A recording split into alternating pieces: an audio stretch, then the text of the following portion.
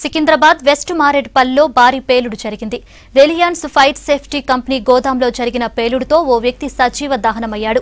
మరో ముగ్గురికి గాయాలయ్యాయి.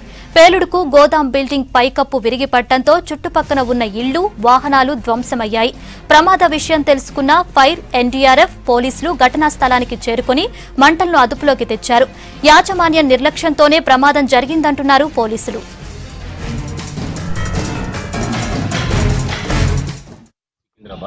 నియర్ సయ్యద్ జలాల్ గార్డెన్ దగ్గర రెసిడెన్స్ కమ్ వర్కింగ్ ఆఫీస్ ఉంది. దీంట్లో పైన పెంట్ హౌస్లో చిన్న అగ్నిమరణం సంభవించింది రోజు మార్నింగ్. సో ఇమీడియట్గా మా సికింద్రాబాద్ నుంచి వెహికల్స్ పంపడం జరిగింది.